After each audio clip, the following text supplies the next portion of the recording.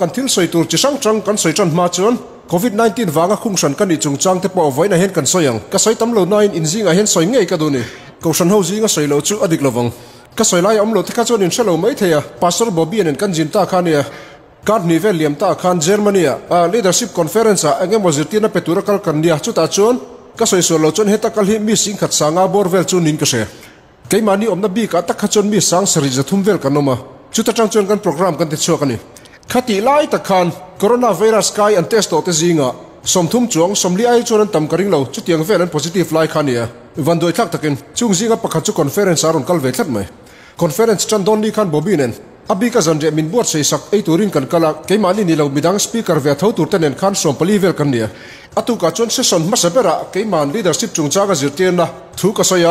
thu ka soi zo vele chon bopanen engdang ti khotlai lovin thonen karon thok len ngala Chicago thleng turin kong chan ve vel kanon thok tong tia wifi kan hanona chuta chon chanchin thalo tak kan chatani speaker som pali zinga soitong khan zamje kan kil puite zinga khan virus kai ti confirm ngei me chulo om ve thlat mai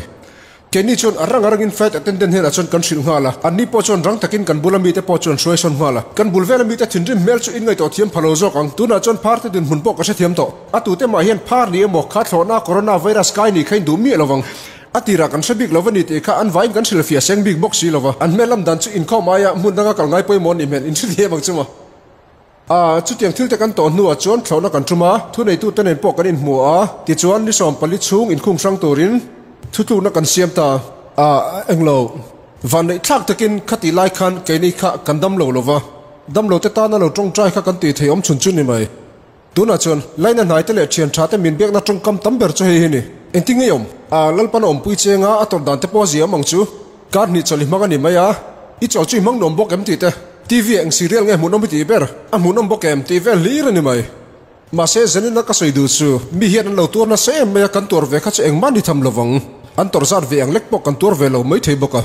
midang te tor na zong zong chu chon ka tor kha eng tham ni lo ma sela ka tan chon hun har salai berani eng ti han soi fi tur nge pok ka selo depression kan min bon tluan zak ni berin ka sia chu tak chu ke di ring tu te hi mala om tur kan ni lo ti hi ni chu wang tak chon hei hi se turin ka du cheu invai hin katan in hu tak zetani abiken ka chung te katan hian in hu tak zetani ti chon soi chun zom zelila khati lai khan englo thei top ka chunga ya thil thangai to te atoi zong in lalpa thatna lam hi ka ngai to ngun ngai ti ka sia ke malam har sanna om zong zong te kha ka ngai to du lo lu ya chu lam chau chu ka ngai to thei top ka chu ve ni chu tianga ngai to na seng ngut khan khung san chu zurui pakhat tan ina khung hi ang berin ken sia tuma biak turan nom box silova ti chon ka navea katum ve boka chung har sanna ka to zong zong te chon lalpan hena min nu nai ta ni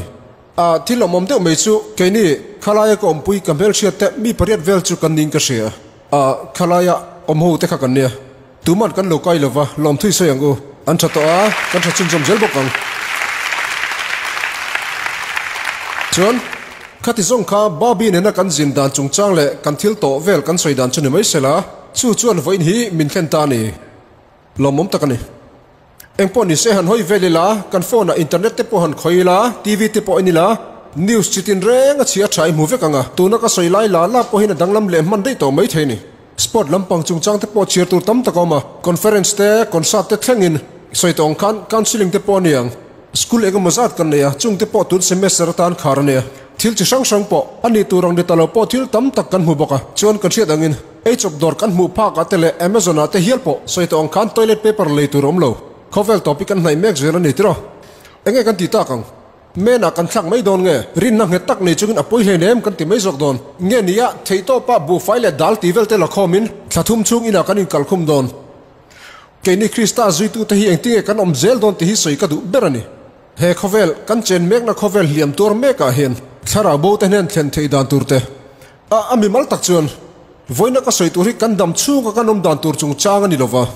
kan omreng dan tur poni lovang thlathum nu eng thil te nge ron thleng don ti te chu baka thangai mo ai tam te poni mana he hun khir tak le chi ai lai taka om dan tur ani berang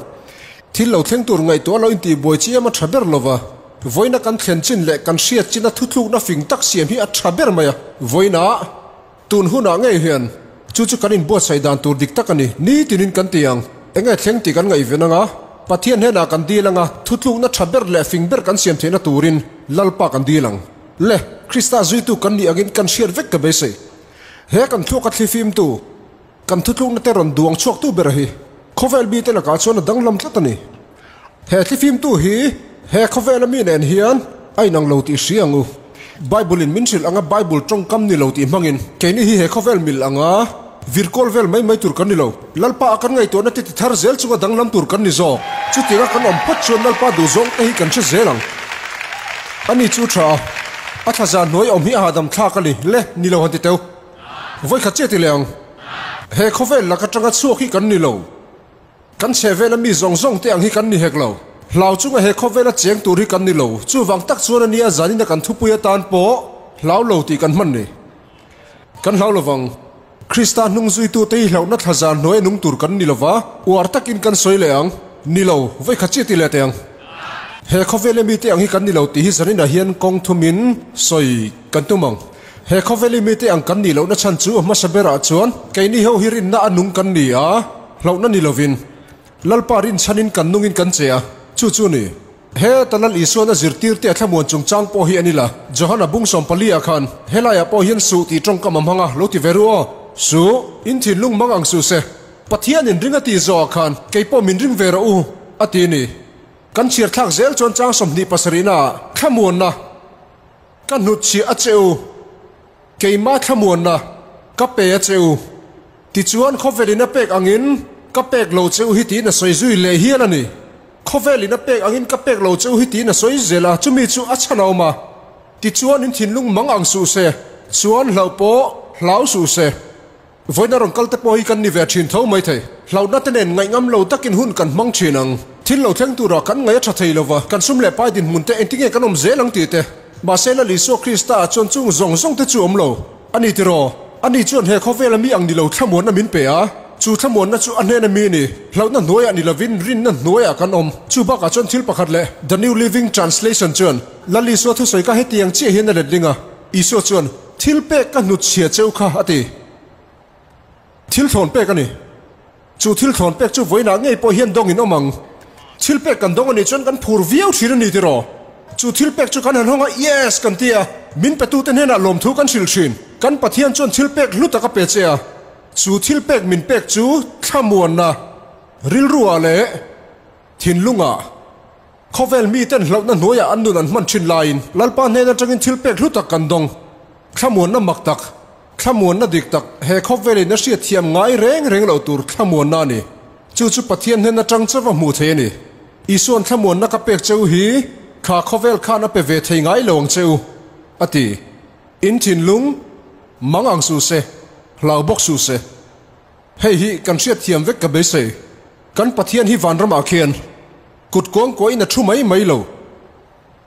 bo he ka lo shmi lova ke pe hi chon virus ron thlen lai te po kha ka shelo karil ro thil dang ron lu lai takania in than chung changa US politics ten karil ru lo da ya zeb lova chon khatiang lam thil kan karil ru lo sumsima China an lo boy ma chu po chu ka lo ngai tu lo tu na chon heti kopian na sa ti ngai na ka chong lo ma se kan pathian hi chu atal boy reng lo ti siat tlatur ani chon makatilova lo po hlau hek lo chulai tak chu kan siat renga thakop mai kan pathian hi chu engtik lai poinarin omrenga ani chon engki marel fel vek china mai pakhat po nei ngai lo kan pathian chon ruam man na fel takania kan pathian chon min kalsan lovanga min elsan ngai hek lovang thil zong zonga hianarin tlaka engkima awa in khoya po engtik lai poin akalsan ve ngai don lo cheni eng har sana po to kila lalpa chon kantan na chaturin na thokang indona roma izong lutani point lalpan om puitlat che ilama lalpa achang chatani chon ima atunga ding thayang tiro kan pathian hi oma ania entik lai point na cha em reng ringot mai ni tiro keini Krista zuitu te hi launa noya om ni lovin rin na chon kan om zo kani lo ti chungchang kan sui som zelang tirko pola chon Timothea thon ni bung kha chang saria lo ti chungchang lo lang le lo ti vek teang kan pathian chuan keini ho hi lo na tharau min pelova chiar som zelang thil ti theina le mangai na le ril ru fel tak neina tharau min pe jok sia kan chi ai velawang lalpa atanga chuak thamona kan nei lo na noya kanom lo rin na noya om kan ni pola chon ti hirate muthaya kan lovin rin na in kan kal jok sia lo na akal ni lovin rin na akal kan ni jok ani thamona min pe ka wangin lalpa hena lom thui soi tengu khongain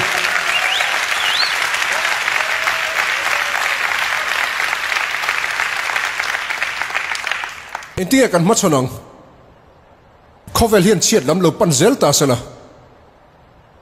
khovel in ma chonang in ke ni chur kan ma chon lovang a chan chu soitong khan he khovel mi te ang kan ni si lova pakhat na kha rin na in kan nung hlau na ni lovin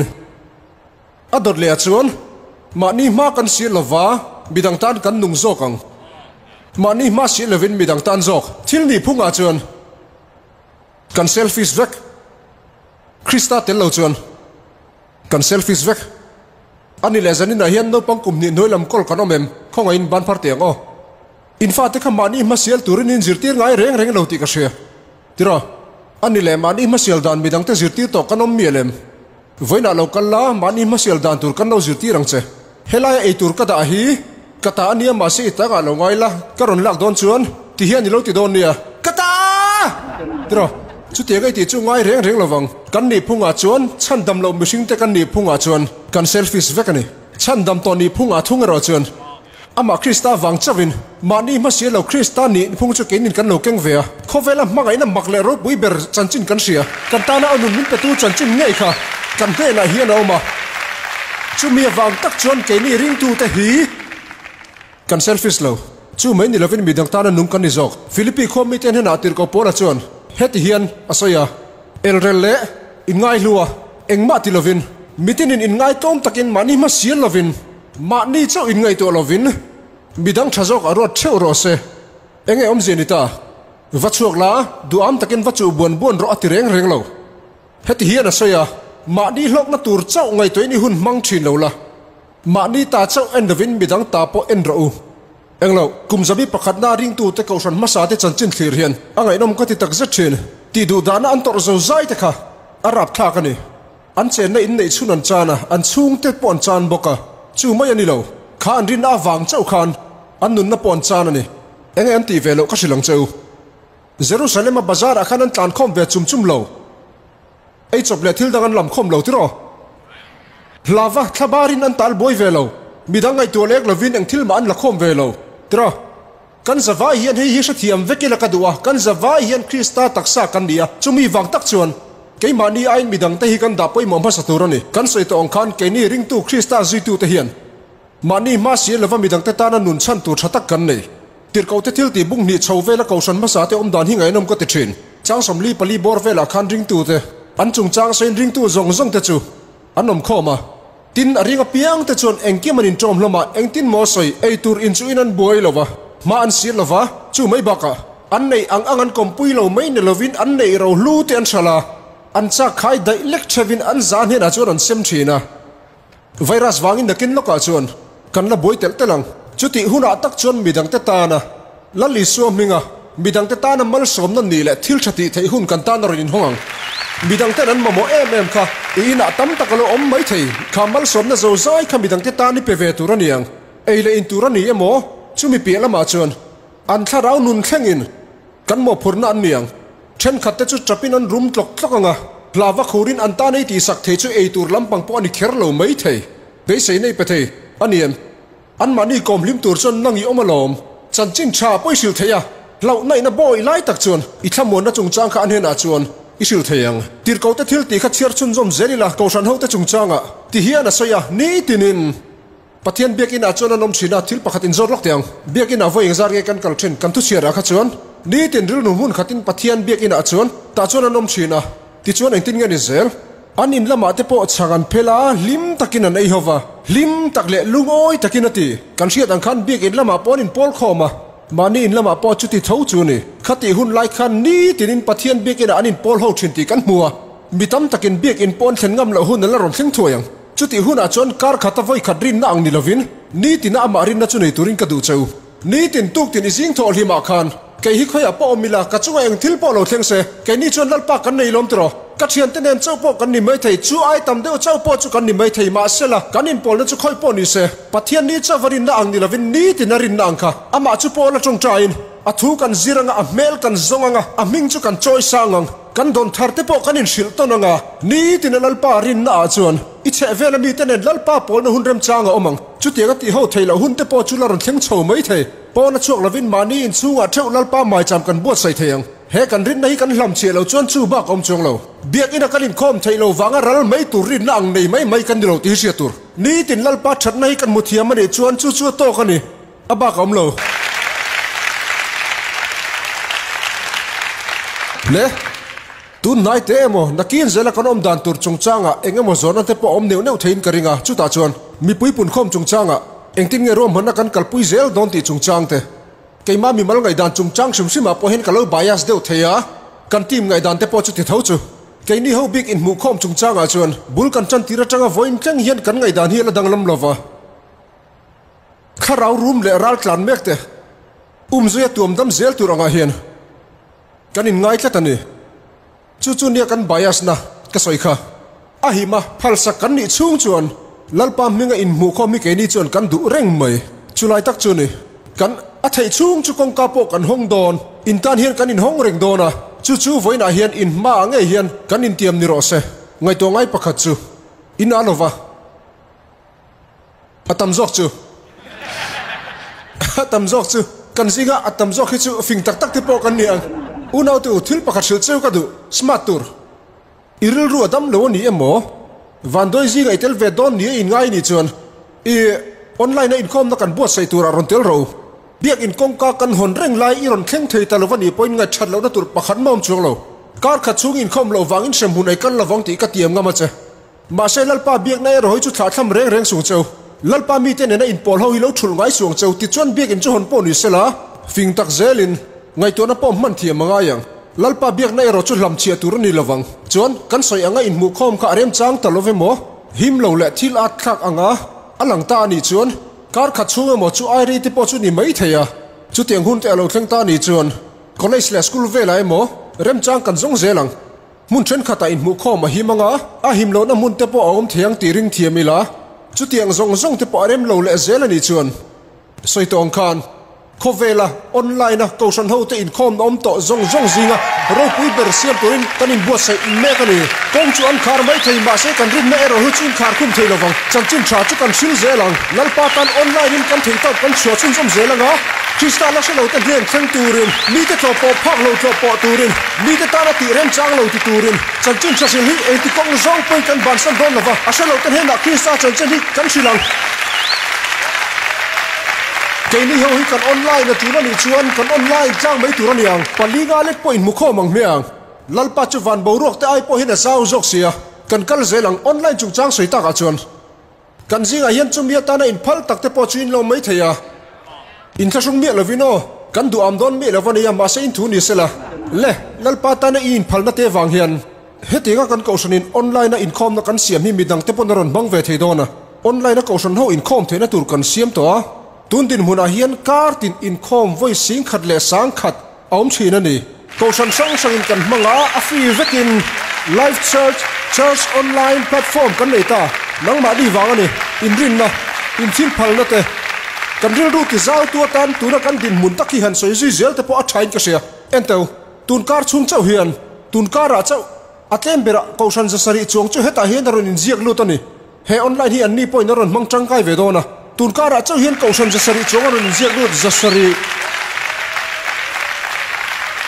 chuan kan rong bol pui te pon in thil phalna wangin lom thu soi ro tin min cha ni in chunga hian kan lom ani he in thil pe ka wang hian a thonin lal isu krista hian nungani ti kan pon chu thei phani tunang hun har sa kan to lai hian atangkai hle mai tir ko te thil ti bung ni khan en chun som le taila ni tinin biak ina pathian polin an kal khom thina ina te po achangan phel hova lim tak le lung oi te kenan eiza thina pathian an faka mi zong lom zong in an om thina aro pui te sin achan dam mek apiang te chu lalpa chuan ni tinin atel tir zel thin unau te u hei soi ka du he khovel hun khir tak ma hi lalpan mangchang ka yang te hi karing thatani he har sat na ruama tang hian lalpa mel chu enin mitam takten siam tharlan chan po karing ani achan chu he khovel mi te angkan ni silova he khovel mi te angkan ni velo lo na ani lovin lalpa rin na chun kan nung zo kani mani mas ye lovin mi dak tan kan nung zo kani at pathum na tan chuan thukru lovin eng chu kan en chotirang eng chu thukru lovin kan en chotir zok don ti na ni chu kan lalpa isu khan ti hian asoya khovel eng in ni e tang chi pa khom chu thuruk thei ani lo mi in khon var halin sai nuai anda ngai lo enting en izel ada na anda zok chin chuti chuan in chunga mi zong zong en chin chutiang chon kausan ho te u hei hi hon thawang u chutiang bokin in eng chu mi mit muin eng ro se chuti chuan in thil ti chatte an lo muanga in pa vanami an choi moi theyang eng chu kan nia chu eng chu thukru lovin kan en tir zelang van doi thak takin tun lai hian mi tam tak chu heng thil te wang hin an boi em em a dir thong takin chian lo na nen hlau thong takin be sei tur dang zongin an hoi vel ruaya an mulo ma se thulo mom tak pakhat chu an nin hena be sei na pathei tu tur nang ni nom ti hi ni heng mi te mit mua hen in eng zual zelang ti ka sia ko san te u hei soi ka du he virus in kai dar thei chu ni mai thei ma se he virus ai hen isu Krista jitu te hen chan chin tha kan putar chak dei zok ang a mangai na le a khongai na te be sei na kan nei te pe in kan engang u nau te u en te u nan isu Krista zara be sei na kan nei he virus ai hen dar chak zok turani be sei na nung min nut sia ta talom u nau te u nga te u he khofe hi lo chin lo thim zual zel ma se na li so Krista eng chu eng zual zel zok don in lovem ni kai ni ho ila li so Krista zara eng a be sei na nung nei tu te kan ni lom ni la li so taksa kan nia kan eng chu thukru lovin kan en tir zok thin ani kai ni hi lo ti le lok teang khovela chuak kan ni lo an ni ang lo takin kai ni chuan be sei na nung kan nei tla talom voin chu thuthung thar lam panghingun thluk deu zoka enin achunga su ti omna te lo ti omna te kaina atam mai he khovela chuak kan ni miu lo wangin chung bible chang te chu share cheu ka du ni khovel ngai dan le kan ngai dan chui nang lovong tuna chon soi tong khan bible chang kan en howanga lali soron pian tur thu angel ten ron pon don khan eng thu ge ron sema sakber angel chon tirate su ti telna su ti lok teang hlau su lang ngai ro mitin ta tur chan chin tha ka ron thlenani lali so lo thlen po khan eng tinga ti mi se sel ta tan lo kal kan lova mi borsom te tan zo kan mi fel ta tan lo kal ni lovin mi sual te lam tura lo kal kan ni tuar mek te ke chen nu te thulo mom tak chu ke ni ho hi kho vera tanga chu hi kan ni lova ke ni hi chang cha van nung kan ni hek lo ma se pathian ka thu tin chu kin kan nung zo kan ni kan lal pa i so hian sual tur them na min suai lut ngai lo sual la ka chon min chandam zo kan ni chu wang chon he kho vela hian kan nei ro hlu te kan khol khom ngai lo wana khian kan nei ro hlu te kan khol khom zo kan sia lali so chon he ti hian min zirtira su ti levek teang atu katan lung kham su achan chu ni khata tan ni khat som chu to kan ni lali so Krista jitu te kan niang hian muakal ni lavin rin na kal kan ni zok sia achan chu lalpan lo na tharau min pelovani lali so na soi tong khan kan tong trai point kan du zong ni lavin lalpa du zong chu kan zong thin tur aniang thulo mom deu chu khongai na chandam kan dia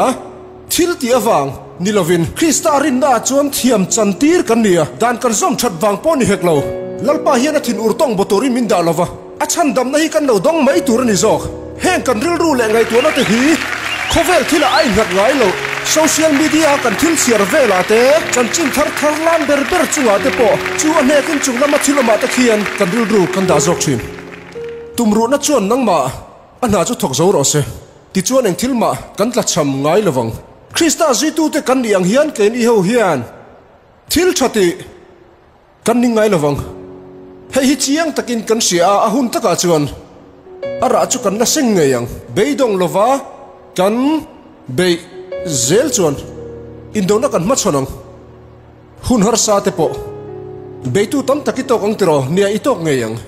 ma se kan do te hi heng kan missing pui te hi han ni lo ti sa le thisen an ni si lo tu te nge ro rel tu thu nei tu te he khovel thil ti theina te zok hi tir ko pora na soyang khan sual ngamin kan om tur ni lo Krista ko san te kan ni angin lalpa chuan that na in chung sul te chu kan ngam zok ang kan siat angin lalpa chu thu tiam hlen ko nga chuan kan rin angin amuang love he khovel mi te anga beise na reng de lovin ke ni chu kan lungai ve ngai lovang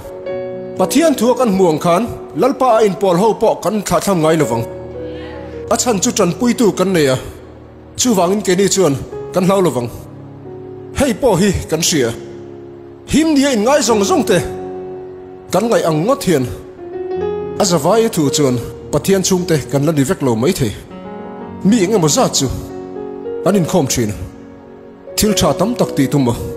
lalpa khongai na mel shiat lo tam takan lo mani ti chuan ke ni ho hi chuan chanchin tha chu kan za pui lawang a chan chu he chanchin tha thil ti theina hi chan dam na thlen tu ania a ringa piang te ta na ni e kum zabi pakhat na ring tu te chanchin kan soy khan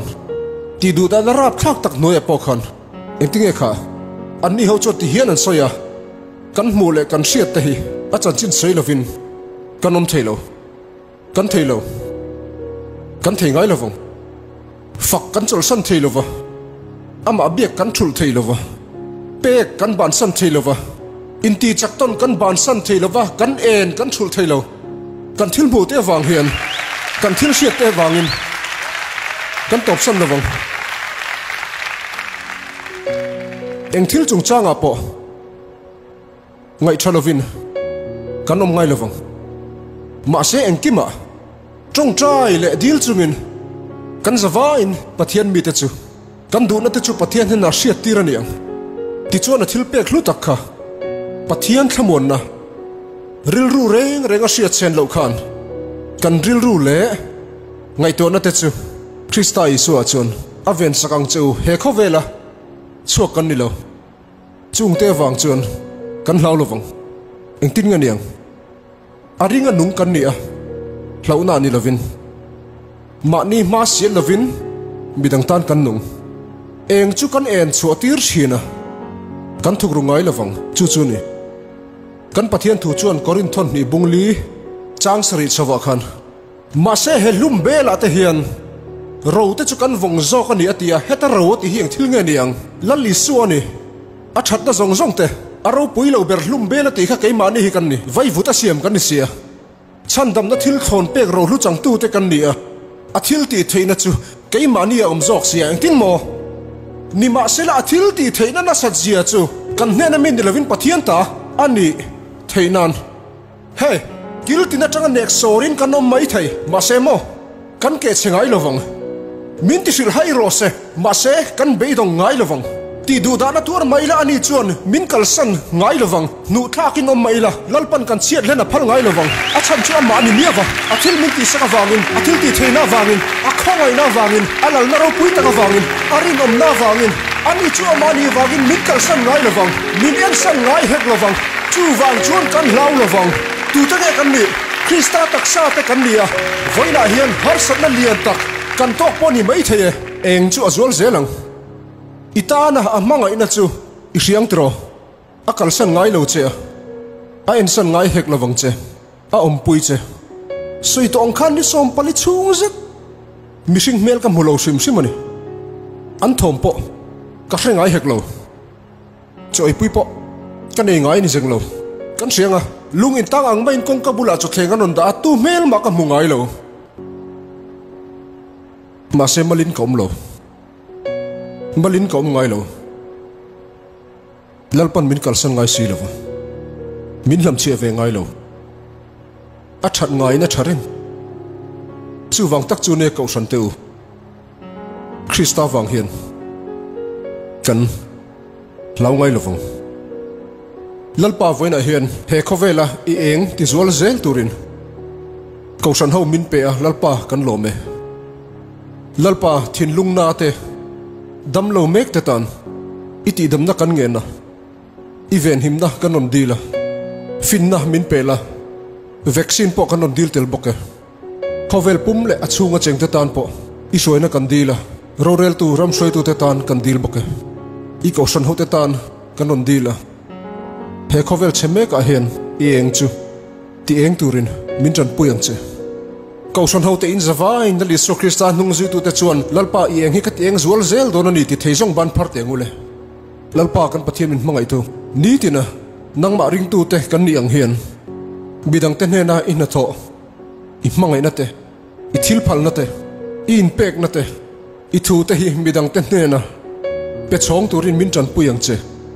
lalpa min mangro I eng ti zual zel turin voina khovel mun sang sanga tanga he kan hun man lo thir tu zong zong te he khovel cheto taka hian lalpa til lovin lavin I lo khur ni mai the heng hun te hi alaron thlengang ti ring tu te en kol na noi sei lian kane he khovel hi thim cha takin ron tu manga achunga cheng te po chan na zogin an hoi ruayang idu ang chan na tele be sei na izong ani chuan itana thulom om bertur kan silang che ichunga khan abak chak na lian tak om thil dang lam tak kha I thin lungina zon mek kha he khovela hian om lova thil tam tak ti in lung oina khop I mu thei box si lo poisa tam takin hlimna thlen che ringa I mu box si lo sumle pa inga na te chuan I be sei angin eng hlimna ma ape box si lo che I lo nei chak chin din hun sang tak te chuan atopa chon hlimna pe chong si lo che achan chu he khovel hian hlimna tluan tlinga pe thei lo che aniam thulom om tak chu he hi ni he khovel ai lian dai hi vana khian pathian oma